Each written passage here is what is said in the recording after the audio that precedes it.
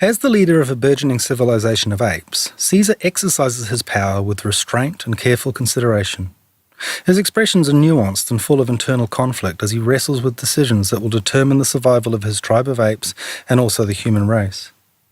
Much of Andy Serkis's most powerful acting comes through in non-speaking shots of Caesar, where close-up, detailed facial animation and the particular attention paid to the eyes serve to communicate the weight of Caesar's decisions. It was essential for the story and the director that the audience understand Caesar's inner narrative, his pondering over the right course of action, his almost Shakespearean loss at being betrayed, and his inner resolve to fight. More than any other digital character we've been involved with, Caesar needed to be able to convey complex emotions through facial animation that was not only faithful to the actor's performance, but also skillfully interpreted so that the same emotional complexity would read clearly on a character with a very different design and anatomy. While Caesar has complex choreographed fight scenes and action sequences, the heart of this story is told through his inner challenges. To achieve this level of performance, we augmented our capture process to allow the ape actors to work on location with the human actors. Here, they could all experience the environments directly and collaborate with each other and the other filmmakers as they work through the scenes. The resulting performances were then faithfully reproduced by the animation team with our complex facial system, using a combination of keyframe animation, edited facial capture, and skin simulation. To ensure that Andy's facial performance translated clearly to Caesar, we integrated details from his face into the Caesar model, especially around the eyes, brows, and mouth. This not only helped with matching Andy's emotional performance, but also with the believable delivery of dialogue. We found that we needed to pay attention to even the finest level of facial lines and wrinkles to carry all of the worry and detail that we saw in Andy across to Caesar. In no other film have we created so much complex facial animation, played out so close to camera, while carrying so much of the story. Of all the characters in Dawn of the Planet of the Apes, Koba is the most complicated. And over the course of the film, his character arc swings wide. With his allegiance to Caesar and his hatred for humans in direct conflict, his actions become unpredictable. In a single shot, he could swiftly move through a wide range of emotions, from disgust to rage to submission, making his acting some of the most complex we have ever attempted. Part of what makes Koba so interesting to watch is the sophistication of his deceptions. He approaches his goals obliquely, pretending to act one way to fool others, waiting for just the right opportunity to spring his trap. Toby Kebbell improvised many of Koba's most pivotal emotional changes while working with the other actors and the director on set. In order for that work to happen on location, we had to overhaul our on-set performance capture system. The final character animation, as seen in the movie, was a combination of on-set performance capture, retargeting, motion editing, and keyframe animation. This captured, edited, and finally adjusted animation was further enhanced by our flesh simulations, fur grooming tools, rich materials, and textures that gave Koba his realistic appearance.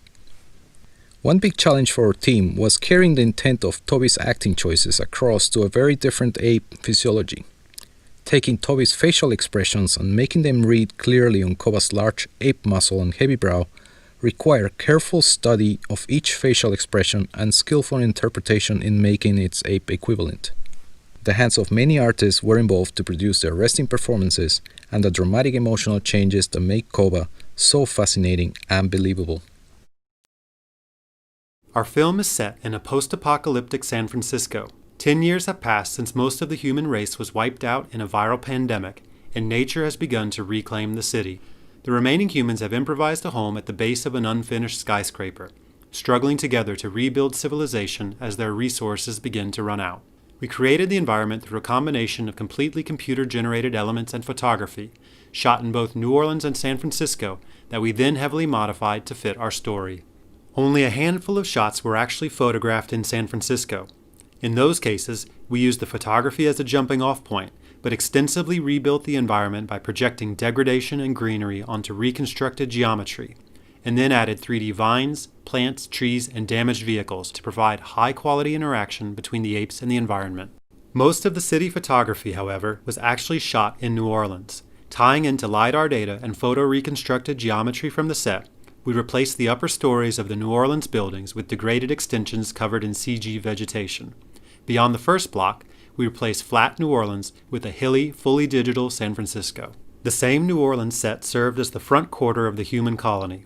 We extended the set digitally to fill out the back 3/4 of the colony and we also extended the set upward into the abandoned tower construction above. The streets and much of the surrounding buildings were based on the existing real-world location at 1 Market Street in San Francisco. The modern tower addition referenced similar real-world skyscrapers that were halted mid-construction. We designed and dressed the tower with attention to all of the skeletal structures, formwork, machinery, and debris that you find in modern glass and steel tower construction sites. Much of the environment in the Apes' attack on the human colony was completely digital. We built major sections of San Francisco's Market and California streets from over a mile of LiDAR and photogrammetry coverage. We then extended this LiDAR data with CAD and satellite data to achieve our aerial shots of the same environment.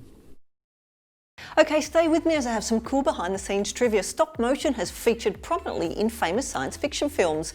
2 of the RoboCop movies feature the stop motion technique at work, and the finale of the first Terminator film was done with stop motion. Now, do you like my shirt? You can get one for yourself in the shop under this video, and remember to click here below to subscribe for more great content.